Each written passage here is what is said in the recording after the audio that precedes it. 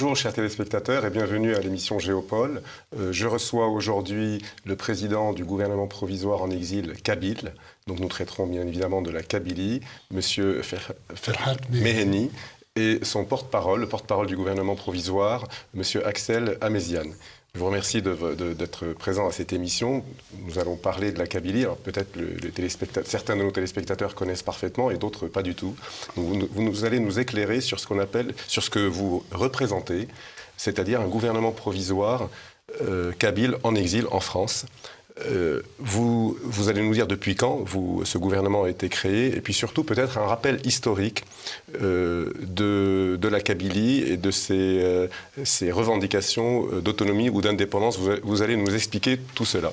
Alors d'abord, si vous pouvez commencer par le commencement, dites-nous, la Kabylie c'est quoi exactement? Parce que tout le monde ne connaît pas. C'est en Algérie bien sûr, mais c'est quoi? En fait... La Kabylie a existé avant la Kabylie, la Kabylie a existé avant l'Algérie et probablement qu'elle va préexister, elle va survivre à l'Algérie également. Donc il a une profondeur historique qui remonte à la nuit des temps et de ce fait, il n'y a eu qu'au temps de la colonisation française qu'elle a perdu sa souveraineté. Jusque-là, la Kabylie était souveraine et s'autogouverner en fédération. C'est quelque chose de nouveau pour son temps. Déjà au temps des Romains, la Kabylie était formée des quinquigéntiens, c'est-à-dire des 5 fédérations kabyles de l'époque. Ensuite, il a eu à affronter les Turcs, il a eu à affronter par la suite la France, et ce n'est que 27 ans plus tard qu'il a été, après le débarquement à Sidi Ferruch, qui fut particulièrement contrôlé par les Kabyles, que ce n'est que 27 ans plus tard que la Kabylie a été annexée à l'Algérie française. Et c'était pour le malheur de la France, parce que la Kabylie n'a jamais accepté d'être annexée à l'Algérie. Et une fois que cela fut, la Kabylie s'est jurée de récupérer sa souveraineté. Elle croyait la trouver dans l'indépendance de l'Algérie et juste après l'indépendance, elle a engagé une autre guerre contre l'Algérie même, de 1963 à 1965.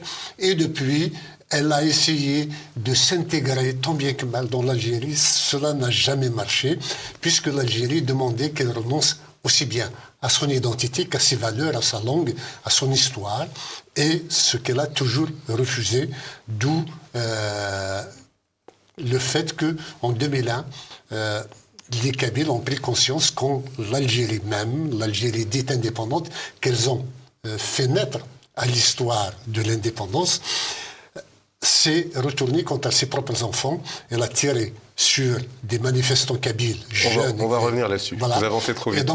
Et donc c'est à ce moment-là que, pour la première fois, la Kabylie a revendiqué un statut particulier depuis la colonisation, disons. Et, donc en 2001. En 2001, voilà. Ça s'appelle le Printemps Noir. Oui. Et ce n'est que 10 ans plus tard que nous avons mis sur pied le gouvernement provisoire kabyle. Auparavant, on demandait juste un statut d'autonomie, de large autonomie. Et puis, chemin faisant, nous nous sommes rendus compte que l'autonomie était un piège et qu'il fallait rectifier le tir et aller direct vers l'indépendance. Alors je rappelle, je ne l'ai pas dit aux téléspectateurs, vous êtes l'auteur d'un livre, Réflexions dans le feu de l'action, histoire de la renaissance du peuple kabyle. Je le montre à l'écran, c'est aux éditions Fauve. Et vous dites dans ce livre que même sous l'Empire ottoman, la Kabylie n'avait pas été... Jamais la Kabylie ne s'était soumise au dictat de l'Empire ottoman. Voilà. Bien au contraire. Puisqu'il y avait un bey à Alger et un bey à Constantine, entre Turcs, c'était des régions turques toutes les deux, quand ils communiquaient, quand le bey d'Alger rend visite au bey de Constantine, il fallait qu'il paye. Il y a un droit de péage qui est pour traverser la Kabylie. Donc, c'est vous dire que la Kabylie était souveraine par rapport D'accord. Alors, vous dites dans votre livre que, en fait, c'est la France qui a unifié ces deux territoires par sa politique arabe. En fait, la France avait une sorte de politique arabe. Enfin, vous parlez plus loin de jacobinisme. C'est le fantasme de Napoléon III, qui voulait créer l'empire, le royaume arabe de France. Voilà, et donc il nous a mis dans un fourre-tout qui s'appelle arabe, alors que nous sommes des berbères et nous sommes des kabyles. Et vous dites, vous accusez le jacobinisme en fait dans votre livre. Vous dites que c'est ces manières jacobines qui font que la France a créé ces colonies à son image, c'est-à-dire qu'un modèle centralisé qui ne souffre pas de dissonance linguistique, identitaire, culturelle. Bon, il n'a pas eu le temps de pratiquer la patoise en Kabylie, mais quand même, le modèle a inspiré l'Algérie indépendante pour faire des Kabyles un peuple qui doit s'arabiser, qui devait s'arabiser, ce que la Kabylie a toujours refusé. Oui, alors vous dites dans votre livre que ce n'est pas seulement de l'arabisation de la Kabylie dont il s'agit, mais son islamisation aussi, parce que... Écoutez, entre l'arabe et l'islam, entre la langue arabe et l'islam, il y a un jeu de vases communicants. L'islam arabise, l'arabe islamise, globalement. Même si il y a des pays laïcs, une idéologie baptiste qui est apparue dans les années 40-50 pour lutter un peu contre les guerres de religion, au Liban notamment, on a créé des pays arabes laïcs et qui étaient contre l'islamisme à l'époque. Mais en Afrique du Nord, l'arabisme et l'islamisme ont trouvé un terrain de convergence puisqu'il fallait arabiser à la fois islamiser. Donc voilà le piège dans lequel était tombée la Kabylie. Alors vous dites que la Kabylie a des origines païennes, musulmanes et un peu juives. Oui. Voilà. Mais vous oubliez le christianisme. Pardon ? Vous oubliez le christianisme, parce que il y a eu une période... Non, la Kabylie a été chrétienne. Oui, voilà, c'est ça. Non. Saint-Augustin était un Kabyle. Voilà. Saint-Augustin était des chez nous. Oui, absolument. Oui. Et donc, et en fait, vous dites qu'il y a une forme de résistance. Parmi les formes de résistance des Kabyles face au rouleau compresseur, je dirais, arabo-islamique algérien, une forme de résistance serait de ne pas respecter le ramadan ou de manger du cochon ou de boire de l'alcool. Vous dites ça dans votre livre, je trouvais ça... Je ne pense pas que ce soit vraiment en réaction seulement à la politique algérienne d'arabiser, d'islamiser la Kabylie que ces pratiques existent chez nous. Non, la Kabylie est laïque depuis très longtemps. C'est-à-dire qu'elle sépare le religieux du politique et de la société en général, ce qui fait que pour nous, être juif, être chrétien, être bouddhiste, être musulman ne signifie rien. C'est une question de conscience personnelle et que ça n'interfère pas et ça ne s'oppose pas à la vie, au vivre ensemble. Disons. Et que par la suite, dans cette pratique, effectivement, les Kabyles aiment boire, aiment prendre du cochon, de la charcuterie ou autre chose. C'est leur droit de le faire, c'est leur culture. Voilà, c'est tout. Ce n'est pas en opposition à d'autres, mais les autres pensent qu'il faut que ces pratiques-là disparaissent au profit d'un rite, au profit d'un dogme religieux.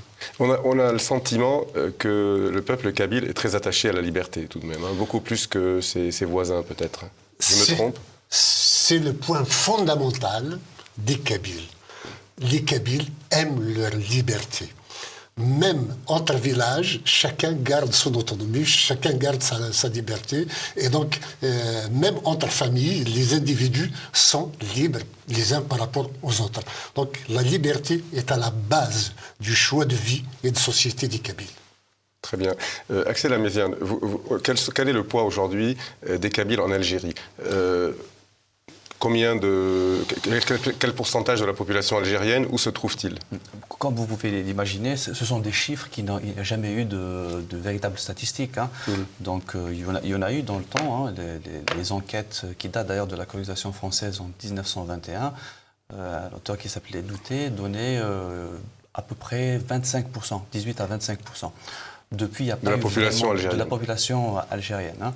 Donc depuis, il n'y a pas vraiment eu de statistiques fiables. Elles sont interdites d'ailleurs. Hein.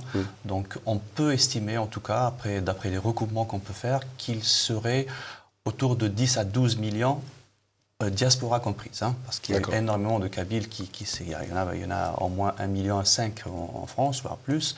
Depuis quelques décennies aussi au Canada, etc. Donc on peut estimer raisonnablement qu'il y aurait entre 10 et 12 millions de Kabyles. Voilà.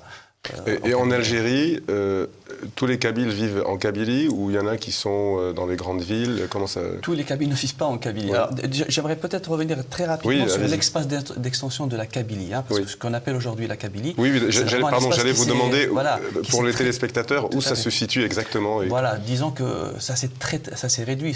On va dire que c'est à peu près à... Ça a commencé à partir de 50-70 km à partir d'Alger. Oui. Alger est quasiment peuplé par des Kabyles. Hein. Oui. Donc, parce qu'ensuite, il y a eu énormément d'apports de population des autres, de l'Est et de l'Ouest, voire même du Sud.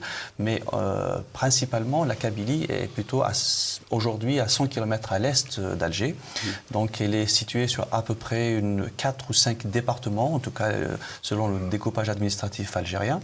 Et disons qu'une majorité de Kabyles vivent en Kabylie. Beaucoup de ceux qui vivent en Kabylie travaillent à Alger, voire même ailleurs. Il n'est pas loin. Et voilà, il n'est pas loin. Mais beaucoup de Kabyles ont dû, pour des différentes raisons, notamment durant la colonisation, ont dû partir ailleurs, que ce soit à l'est, à l'ouest, ce qu'on appelait à l'époque l'immigration interne, et puis une immigration externe, c'est-à-dire qu'ils sont venus en France notamment et principalement. Voilà, donc, mais l'espace d'extension de la Kabylie s'est vraiment réduit au fil du temps. Et l'Algérie, justement, indépendante, a vraiment tout fait pour le réduire encore plus. Hein. Donc la Kabylie d'aujourd'hui, on a tout fait pour créer des départements tampons, pour réduire et réduire et réduire. Aujourd'hui, ce qu'est la Kabylie est vraiment quasiment 30 à 40% de ce qu'elle est réellement. On parle plutôt de kabylophonie, c'est-à-dire que là où les gens parlent le kabyle, c'est vraiment le marqueur l'indicateur de la kabylophonie, mais au-delà de la kabylophonie, il y a énormément de kabyles. Il y a des zones où le kabyle était présent il y a quelques décennies, où il a complètement ou quasiment disparu. Il y a eu une forme d'assimilation un peu forcée du gouvernement algérien des Kabyles qui ont justement qui se sont installés dans les grandes villes, qui sont sortis de la Kabylie. Est-ce qu'il y a eu une sorte d'assimilation forcée des noms, de la langue Alors, les noms, en fait, ça a commencé avec l'invasion arabe. Hein. Oui. Donc, pour survivre, les Berbères, en tout cas d'Afrique du Nord, de manière générale, ont dû se plier et changer de nom. Hein. Ça, c'est très, très ancien. Oui. Mais les Kabyles qui sont partis dans les autres, ailleurs en Algérie, à l'est et à l'ouest, beaucoup ont quand même conservé une certaine identité, hein, même après 4, 5 générations, voire plus, ils ont gardé une certaine kabilité. Quand on voit les Kabyles à Oran ou dans d'autres, voire même dans le sud algérien, on a beaucoup de Kabyles qui ont vraiment gardé cette identité et qui, pour se préserver, vivent quasiment entre familles kabyles. Ils sont identifiés, d'ailleurs, ils sont toujours identifiés comme étant les Kabyles, en fait. Peu de mariages mixtes, peu de mélanges avec... Alors, il y en a certainement, mais peu ou beaucoup? Disons que c'est comme en France, à force de vivre ensemble, l'école, etc., ça finit par... on ne peut pas non plus... Tout est fait, en tout cas, pour diluer, en tout cas, cette identité kabyle. Hein. Je nuance quand même un peu la chose.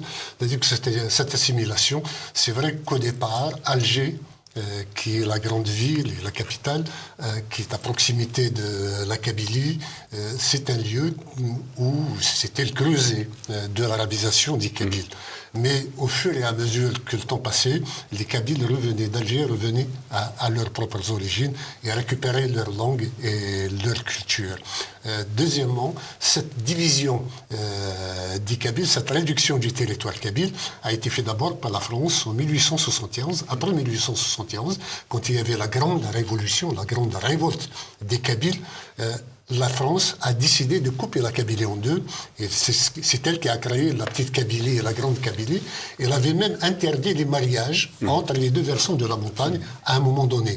Et une fois l'Algérie indépendante et que la Kabylie a fait une guerre contre l'Algérie, toutes les politiques tendaient à arabiser, à assimiler les Kabyles, si vous voulez, à les dépersonnaliser et à faire en sorte que son territoire se réduise. Comment faire? L'Algérie ne reconnaît pas de provinces. Il n'y a que des départements. Il n'y a pas de région. Donc la Kabylie est exclue de reconnaissance officielle. Et qu'est-ce que fait l'Algérie? Elle redessine les contours des départements et à chaque fois, elle pousse les frontières de l'arabophonie vers l'intérieur de la Kabylie. Voilà. Mais malgré cela, les Kabyles restent ce qu'ils sont. Ils n'ont pas perdu leur personnalité, quoi que fasse le pouvoir. Y a-t-il une discrimination vis-à-vis des Kabyles par l'État algérien pour trouver du travail, pour s'installer, ou à partir du moment où ils sont assimilés, tout rentre dans l'ordre, ou y a-t-il une discrimination vis-à-vis de ceux qui ne s'assimilent pas? Enfin, comment ça fonctionne? Oui, si vous êtes assimilé, vous accédez au poste. Sinon, si vous ne l'êtes pas, si vous ne l'êtes pas, vous êtes un très bon technicien. L'État en a besoin. Les Kabyles sont de très bons techniciens. Et ce sont de brillants seconds, si l'on veut. Mais la décision politique est toujours entre les mains d'autres que ceux qui ont la technicité. Donc le pouvoir politique est différencié du pouvoir. On les utilise, mais on ne leur donne pas le pouvoir, oui. Voilà. Excusez-moi, dans les années 60-70, on interdisait de parler kabyle. Hein. Oui, justement, j'allais y venir. Quelle est la situation actuelle? Vous demandez ma question, c'est très bien.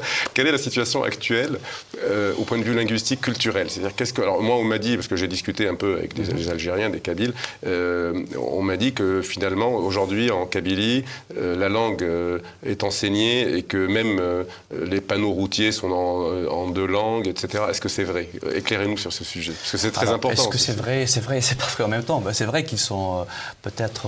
En fait, il faut déjà revenir à la base du problème. Hein.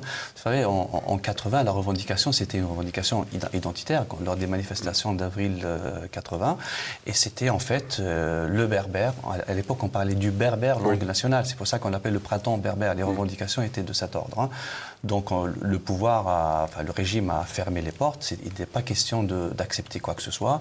Le rare cours qui était accepté à l'université d'Alger était fermé en 1967. Il était fait par Mouled Nouri. Et donc il y a eu une véritable répression, une fermeture à ce niveau-là. Donc chemin faisant, en 80, 86, etc., ils ont senti qu'il y avait une urgence à ouvrir un petit peu les vannes. Donc ils ont commencé à lancer une sorte de débat, mais ils l'ont très vite orienté dans des directions des chemins sans issue, on va dire. Hein. Donc ils ont très vite commencé par parler de... Il y a d'ailleurs un élément qui est très très net, qui nous explique un petit peu l'enjeu de la question, c'est que très vite les islamistes se sont saisis de la question et ont voulu imposer les caractères dans lesquels le kabyle allait s'écrire. Hein. D'autres, bien évidemment, la tradition la plus ancienne étant celle des caractères latins. Donc on écrit, comme vous l'avez dans le livre que je viens de... dans les caractères latins aménagés. Et donc, voilà, l'enjeu était aussi de cette... Donc ils voulaient imposer le caractère... Ils voulaient, donc en fait, on voulait arabiser le kabyle et le berbère. Ensuite, c'est posé aussi à la question du kabyle. On nous dit souvent, le kabyle n'est pas une langue. C'est du berbère, c'est du tamazirt.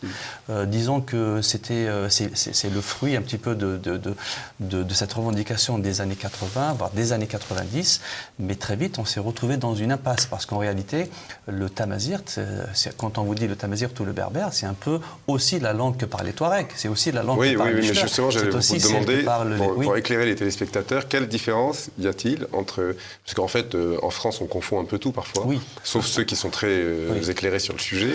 Quelle est la différence entre les Kabyles et les Berbères? En fait, c'est très simple. Tous les Kabyles sont des Berbères, mais tous les Berbères ne sont pas des Kabyles. Voilà. Donc en fait, les Kabyles sont en Kabylie et les Berbères, il y a plusieurs, groupes linguistiques au Maroc ou dans l'espace algérien ou en Tunisie, en Libye, etc. Les Touaregs, par exemple, se retrouvent sur 4 ou 5, voire 6 pays, dont le Sahel, etc. Donc, en résumé, c'est un peu berbère, mais qui a ses particularités. C'est une nation. Qui a ses particularités, mais ce sont des langues, en fait. Ce sont des langues. quand on dit les Berbères, c'est comme quand on dit les Latins ou les Slaves ou les Germaniques, les Anglo-Saxons. C'est exactement la même chose. Il y a autant de peuples berbères que de langues. Oui, oui, comme je vois. Vous dites dans votre livre, d'ailleurs, qu'il ne faut pas tomber dans le piège de la revendication culturelle ou linguistique. Il ne faut pas tomber dans le piège de confondre berbère et kabyle parce que il ne faut pas se cantonner au culturel et au linguistique. C'est un langage destiné uniquement au kabyle qui, parce qu'un combat a été mené sous la dictature et que la liberté d'expression ne permettait pas de s'assumer en tant que kabyle, et que parce que la Kabylie avait fait une guerre en 1963, on s'était investi, on s'est engouffré dans la brèche berbère, à tel point que les Kabyles eux-mêmes perdaient leur repère et se disaient berbère plutôt que de dire kabyle. Donc c'est un discours par tactique. Voilà. Et ce n'est qu'à partir de 2001 que nous avons récupéré l'ensemble de nos attributs et de nos moyens pour revendiquer le kabyle en tant que langue. Et justement, en parlant de cette interdiction de parler la langue, je peux raconter des exemples, mais pas dans cette émission.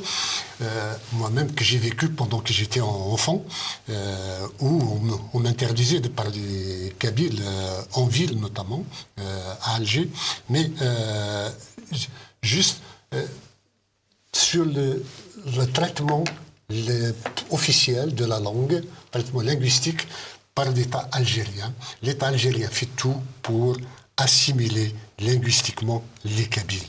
Et il y a un voyage de Gilles Kepel qui a été fait en 96 ou 97 en Kabylie.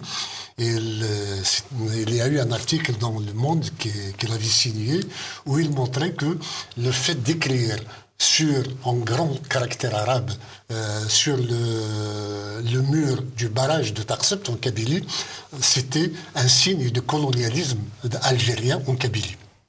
D'accord. Et puis, personnellement, j'ai été un acteur important sur le plan de la revendication linguistique, puisque j'ai déclenché un boycott scolaire durant une année, 94-95, pour enfin arracher une reconnaissance de jure et de fait, du fait berbère, mais pas kabyle. À ce jour, le kabyle n'est pas reconnu. D'accord. Donc, c'est le berbère, dès que vous parlez de kabyle, on vous dit non, ne parlez pas de kabyle. Or, on reproche aux kabyles aussi de se dire qu'ils sont kabyles. Non, il faut dire qu'ils sont algériens. Non, les kabyles s'assument en tant que kabyles. Très bien. Alors, vous dites que vous avez parlé du fait que le gouvernement algérien ne discrimine pas les Kabyles à partir du moment où ils sont utiles, mais pas de pouvoir de décision pour eux. Vous citez dans votre livre, vous donnez des exemples sur le système présidentiel, par exemple, algérien, où vous dites qu'il y a un seul tour, parce qu'avec deux tours, on a peur qu'il y ait une confrontation entre deux candidats et que... Ça, c'est pour l'Algérie en général. Oui. Le système algérien ne peut pas tolérer de rivalité interne. Oui. S'ils doivent exister, ils doivent être tués et étouffés dans l'œuf bien avant. Donc, pour qu'il n'y ait pas déchirement des clans entre deux candidats au deuxième tour, il fallait de la cohérence dès le départ, éliminer tous les autres et ne garder que celui qu'on a choisi préalablement pour être président. C'est une sorte de parti unique, en fait, c'est une démocratie interne. C'est deux partis uniques qui continuent à gérer. À se partager l'Algérie. Et qu'en est-il en Kabylie, au point de vue local, par exemple? Y a-t-il des élections locales où des Kabyles peuvent gérer leur municipalité ou leur localité?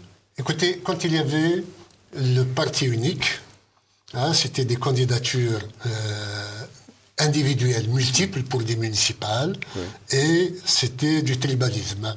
Celui qui avait un village le plus puissant, le plus nombreux, avait la majorité, était élu. Est-ce qu'on le laissait faire Voilà. Mais par la suite, c'est quand il y a eu le pluralisme politique à partir de 1989-90, là, les Kabyles se sont emparés de la démocratie et de la transparence des élections. Donc il n'y avait pas de tricherie. Et c'est pour cela que le régime a opté en fin de compte pour le système de liste pour les législatives, de telle sorte qu'il soit le seul à décider des taux de vote, de voix, pour les candidats qu'il aura choisis lui-même. C'est-à-dire qu'il y a un filtrage. Déjà, le premier bulletin est fait dans la commune, ou dans la boîte, le bureau de vote. Oui. Ensuite, il est transmis à la commune, qui fait une synthèse des voix. De la commune, on transfère à la sous-préfecture, qui fait une autre synthèse pour l'ensemble des daïras. Et enfin, ça monte à la préfecture, où là, on décide encore du taux qu'il faut pour l'ensemble. Ce qui fait qu'on a hiérarchisé de telle sorte que personne, en dehors du pouvoir, n'ait le contrôle sur les élections. D'où, depuis un certain temps, les partis politiques kabyles, dans les années 90, se sont mis à négocier le nombre de députés et le nombre d'élus avec le pouvoir lui-même. Et ce qui a décrédibilisé l'ensemble des élections, depuis que le MAC a émergé en 2001, à partir de 2001, la Kabylie boycotte toutes les élections. Et ni Bouteflika, ni l'actuel président n'ont eu de voix en Kabylie. La Kabylie leur tourne le dos et la Kabylie n'envoie plus de députés élus au Parlement. Je vous coupe parce que le temps s'est écoulé, on va faire une pause, et on va reprendre dans la deuxième partie, et on va évoquer surtout votre projet. Donc on marque une pause et on reprend pour le projet de votre gouvernement provisoire.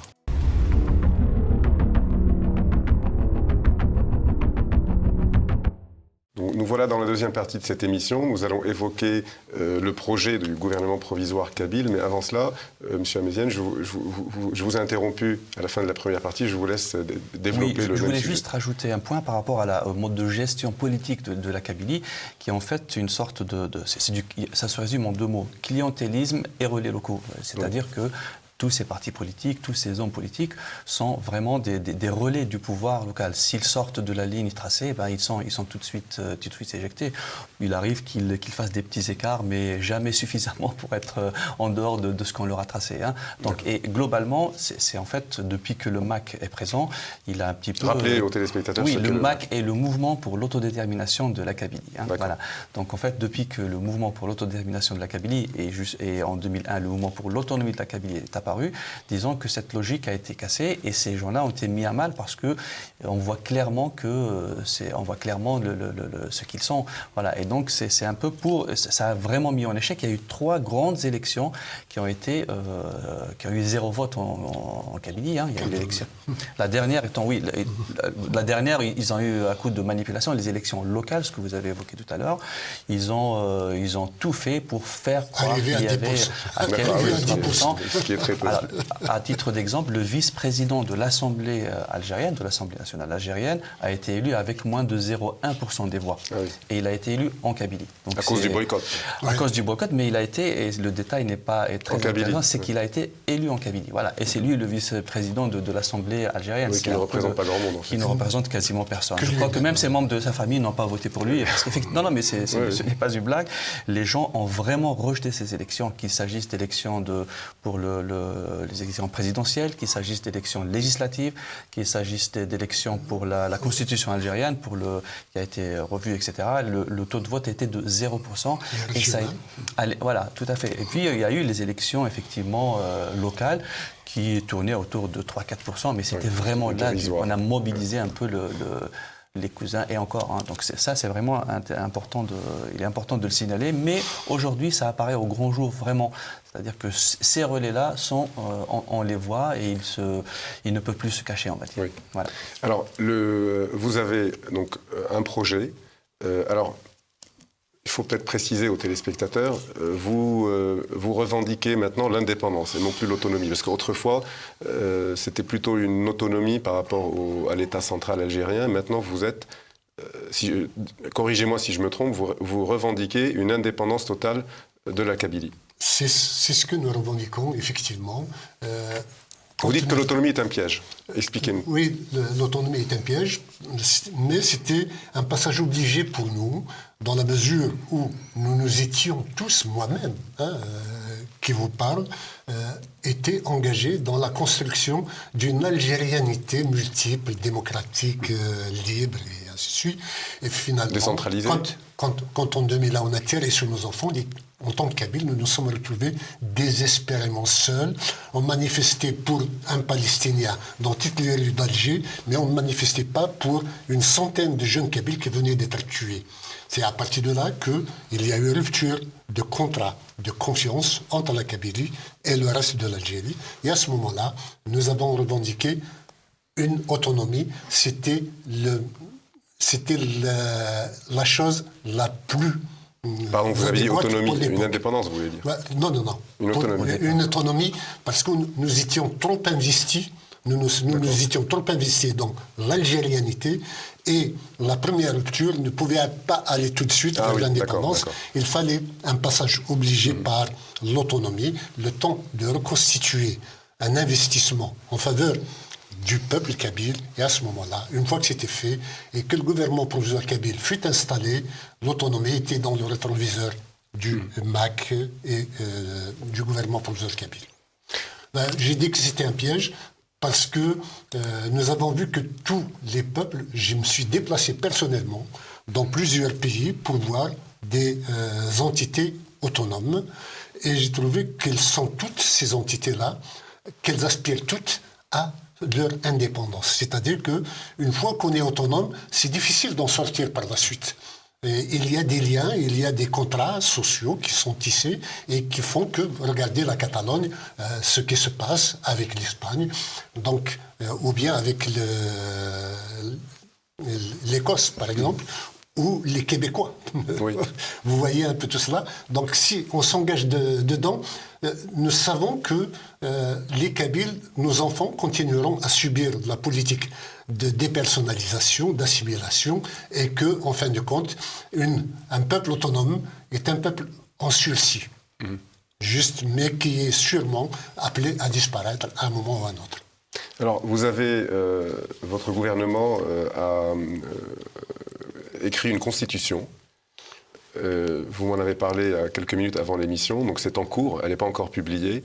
Je la montre à l'écran, c'est encore provisoire pour le moment, ça va être publié bientôt. Donc, vous avez rédigé une constitution pour rendre plus crédibles vos revendications, pour que votre gouvernement provisoire soit un peu plus pris au sérieux. Quelles sont d'ailleurs vos relations avec les différents pays d'Europe ou du monde? La constitution est là pour une projection sur notre avenir, que même les Kabyles puissent avoir à comparer l'état dans lequel ils sont sous la constitution algérienne et l'aspiration à notre indépendance, ce qu'elle peut leur offrir. Deuxièmement, nous avons effectivement à dire au monde entier ce que nous sommes. Et il n'y a pas mieux pour le dire qu'une constitution. Cette constitution est encore en débat. Elle sera parachevée une fois qu'il y aura un référendum que nous allons organiser par tous les moyens possibles. Donc c'est juste un pas parmi d'autres. Sincèrement, ce qui nous préoccupe aujourd'hui, c'est l'état de nos prisonniers. Il y a plus de 500 Kabyles en prison. Des prisonniers politiques, donc. Des prisonniers politiques. L'Algérie a changé sa loi le 10 juin dernier pour transformer l'acte d'opposition au régime ou la revendication d'un statut particulier, ne serait-ce que d'un statut particulier pour la Kabylie, comme étant du terrorisme. Donc, il y a eu arrestation et il y a une chasse à l'homme actuellement qui est opérée. J'ai actuellement une liste qui circule chez les services algériens qui est de 4500 personnes encore à arrêter à Tizi Ouzou, plus de 3000 à Bougie, à Fgaïs, et 1500 environ à Souvert. Il y a actuellement 3000 38 500 Kabyles qui sont interdits de sortir du territoire algérien. Donc la Kabylie est devenue pour les Kabyles qui aiment la Kabylie une prison à ciel ouvert. Et donc ceci nous préoccupe et nous avons saisi un certain nombre d'instances internationales, comme il y a eu aussi adhésion de la Kabylie à l'aspiration d'indépendance de notre peuple, il y a eu sanction et décision de nous blâmer en nous brûlant vivants. L'année dernière, en 2021, le 9 août, l'Algérie a brûlé la Kabylie avec des drones, avec des ordinateurs, des lasers et des matières interdites comme le phosphore. Hein, la Kabylie est traitée en ennemi militaire de l'Algérie et non pas en région dissidente. Donc cette situation nous a amené à alarmer, à alerter l'opinion internationale, à déposer plainte auprès du Haut-Commissariat aux droits de l'homme et auprès de la Cour pénale internationale. Et nous allons bientôt intervenir à l'examen périodique universel du cas algérien sur la violation des droits de l'homme à Genève.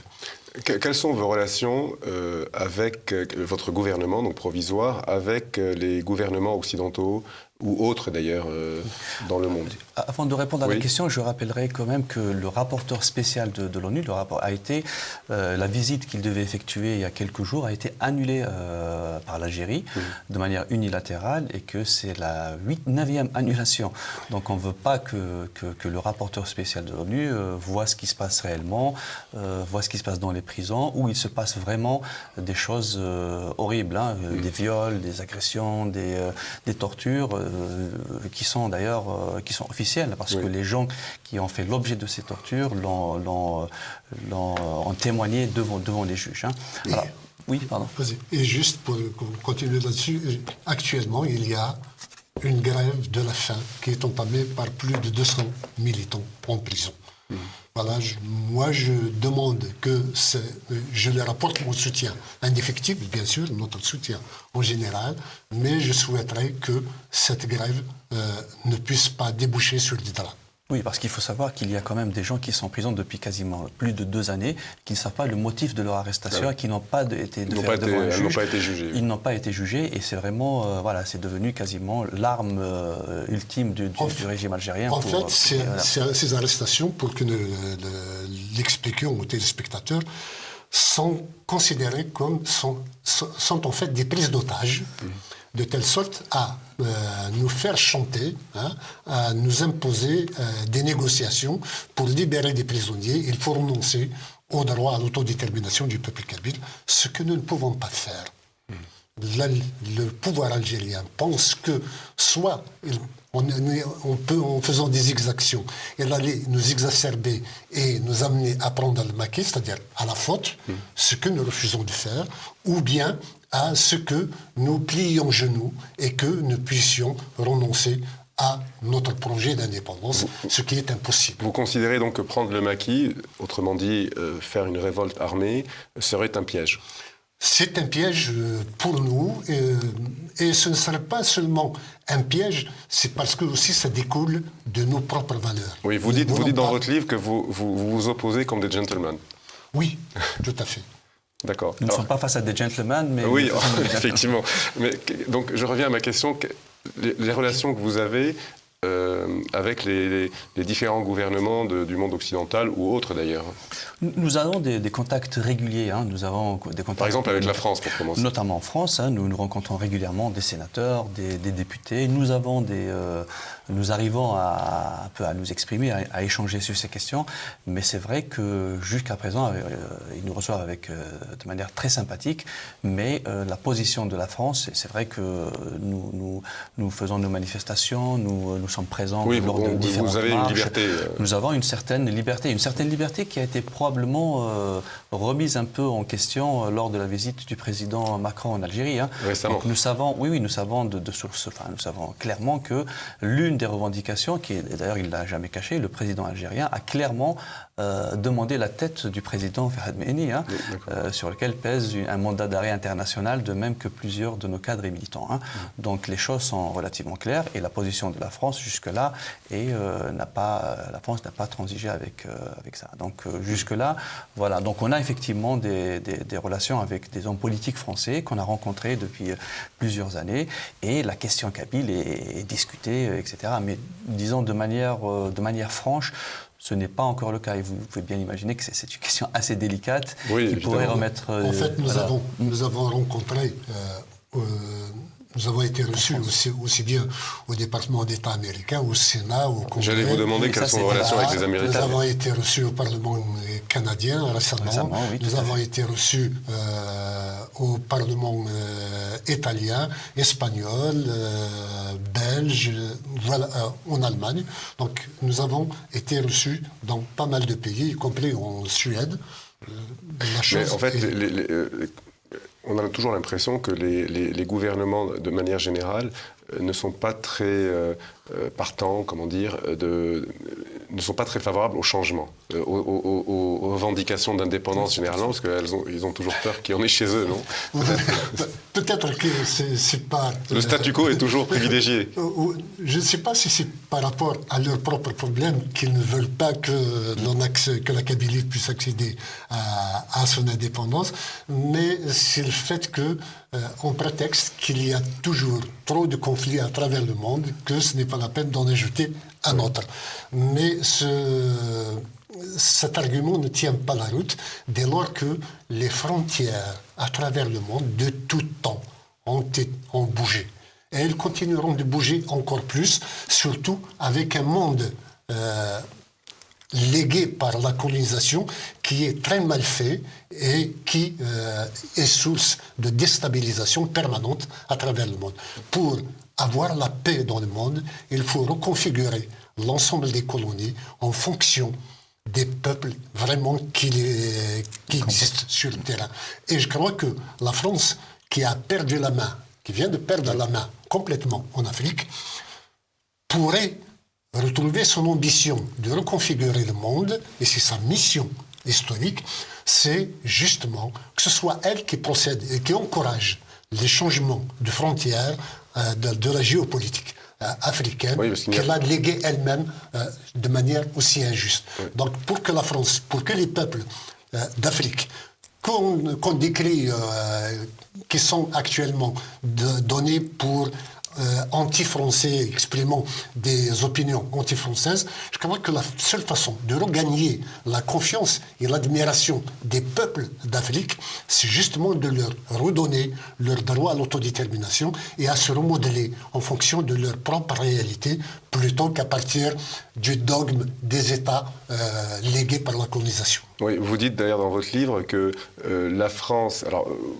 vous citez, je l'ai dit au début de l'émission, son modèle un peu jacobin, pas un peu d'ailleurs, mais vous dites aussi qu'on a plutôt fabriqué des États, mais pas des nations, c'est-à-dire des États avec plusieurs nations où... Oui, la colonisation a fait, au final, des États sans nation et constituer des nations sans État. Oui. Voilà. D'où divers conflits. D'où les divers conflits d'instabilité qu'il y a et d'instabilité qu'il y a à travers les pays africains. Vous m'avez dit tout à l'heure, avant l'émission, une formule que je trouvais intéressante, que la colonisation était une forme de mondialisation. Non, c'est la pierre angulaire de la mondialisation. S'il n'y avait pas eu colonisation, nous n'en serions pas là aujourd'hui, vous et moi, à parler à cette table. La colonisation a été, au départ, animée par l'intérêt de domination, le gain matériel et l'exploitation des richesses à travers le monde, mais en fait, c'était l'expansion d'un monde de production capitaliste européen qui, pour être viable, devait être géré par des États.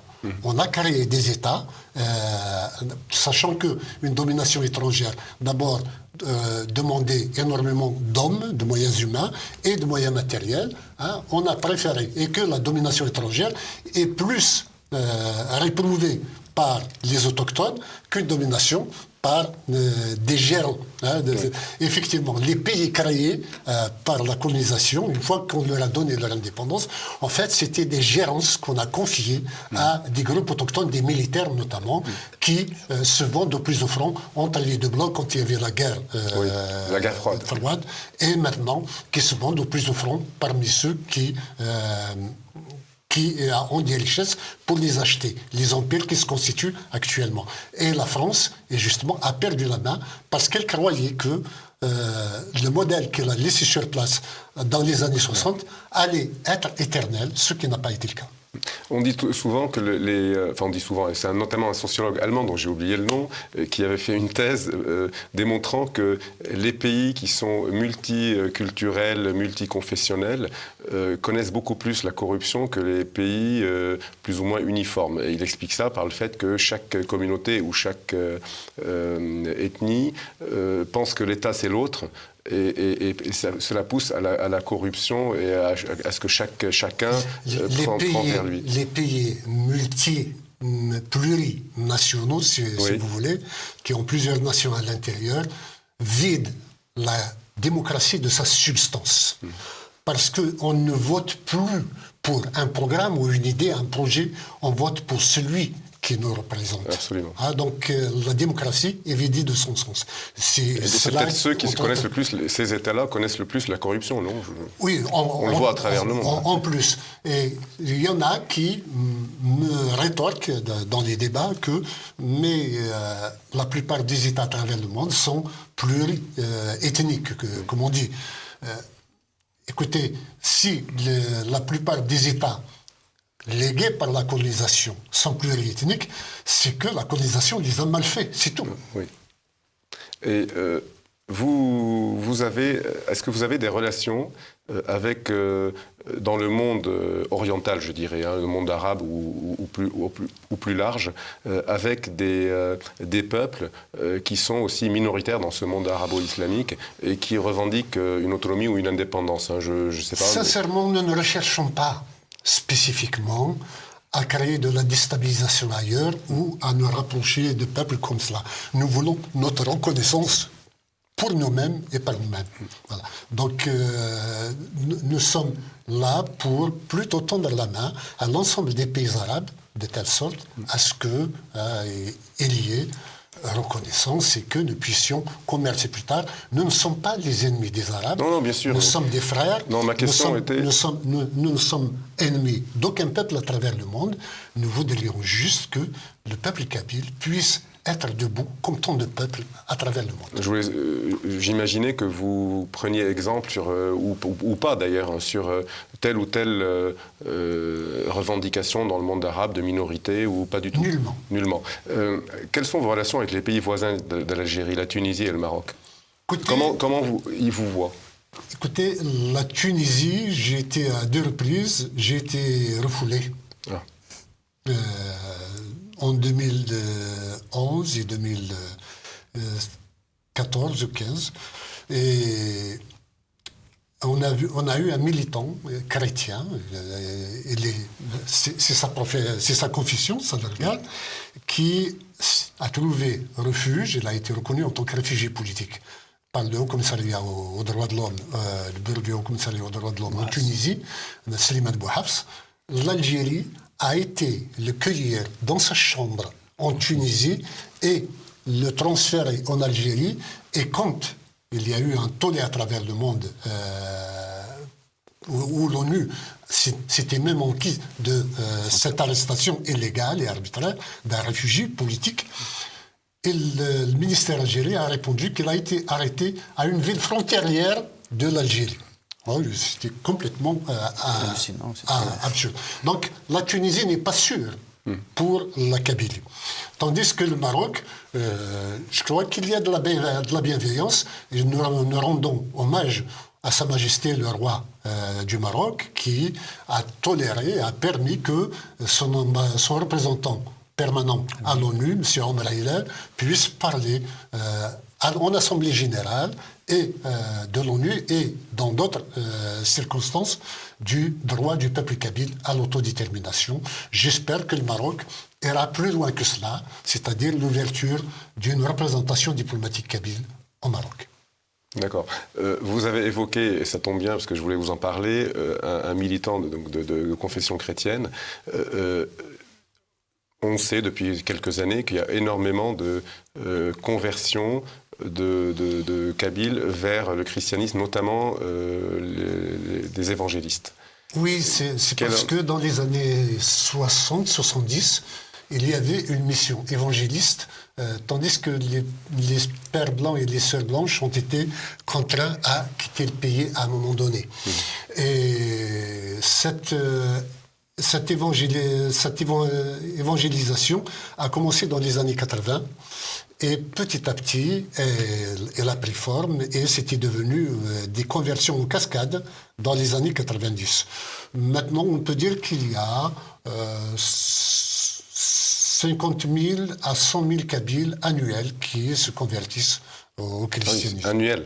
Annuel, oui. Donc, c'est qui est très important. Alors, est-ce que l'État, vous allez me dire si c'est vrai ou pas, parce que j'ai eu des échos comme quoi l'État algérien était très inquiet de cela et essayait de freiner ces conversions par la pression ou par les menaces. Est-ce que c'est vrai? Oui, il n'y a qu'à voir la prolifération des mosquées en Kabylie. Hein, oui. Il y a une forme d'islamisation, pas seulement d'arabisation, mais d'islamisation forcée. Oui, il y a une forme, c'est pas qu'une forme, c'est une islamisation. Alors que d'ailleurs, c'est directement lié à votre question. Tout à l'heure, vous avez évoqué le projet de constitution kabyle. Oui. Je le résumerai en 3 mots. Vous avez l'égalité homme-femme, la laïcité, le système fédéral et la séparation des pouvoirs, ce qui est en contradiction totale avec le système algérien. Donc ça résume un petit peu ce qui nous oppose avec l'Algérie. Donc cette histoire que vous évoquez à l'instant, de conversion, c'est vrai que les gens sont libres d'avoir un peu Et puis l'islam kabyle est un islam, ici on peut parler, parce que pendant très longtemps on a parlé d'islam kabyle, c'est un peu la laïcité, hein. C'est une pratique religieuse qui peut être autant de l'islam que le christianisme, etc. Les gens vaquaient à leurs occupations. Les travaux d'Émile Durkheim sur la laïcité ont débuté en Kabylie, donc il s'est vraiment inspiré de ce qui s'est passé. Donc ce n'est pas quelque chose qui est étranger, c'est quelque chose qui est vécu. Ce n'est pas quelque chose qui est construit. C'est quelque chose qui va quasiment de soi. Donc tout ce qui est venu après, c'est greffé. Donc l'islamisation dont on parle aujourd'hui en Kabylie est une véritable campagne pour briser un petit peu cet élan en Kabylie et pour dénaturer un peu la Kabylie. Je pense que la fermeture des églises décidée par le pouvoir algérien en Kabylie particulièrement, parce que la plupart des conversions sont kabyles, oui, que ce soit clair. Oui. Et ce sont des Kabyles qui, peut-être, dans mon imaginaire, font que, pour échapper à la dépersonnalisation linguistique et identitaire, se réfugient dans le christianisme. Et que cette christianisation donne une singularité particulière aux Kabyles aussi.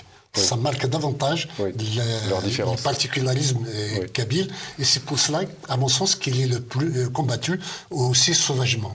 Et ce combat contre la Kabylie du pouvoir, finalement, a pris d'autres tournures, puisque en 2019, alors que ça se pratiquait auparavant en douceur et de manière non officielle, en 2019, il y a eu une rencontre en Algérie, sous protection de la gendarmerie nationale, avec différents légumes du système idéologique et politique algérien qui ont décrété de mener l'opération Zéro Kabyle, c'est-à-dire l'extermination des Kabyles en Algérie, soit par leur assimilation. C'est pratiquement les 3/3 que décrétaient les Croates dans les années 14-15, comme ça, oui. De telle sorte on a dit un tiers on va le mettre en prison, un tiers on va le tuer et un tiers on en fera de bons Croates. Voilà, c'est comme ça qu'on voudrait faire du Kabyle actuellement, avec l'opération Zéro Kabyle. Merci à tous les deux d'avoir répondu à mon invitation. Merci. Le temps est écoulé, cette émission est terminée. Je pense que les téléspectateurs en savent beaucoup plus sur la Kabylie et sur votre combat. Je rappelle votre livre, donc Réflexions dans le feu de l'action, aux éditions Fauve. J'espère que, chers téléspectateurs, vous en savez beaucoup plus maintenant et je vous dis à très bientôt.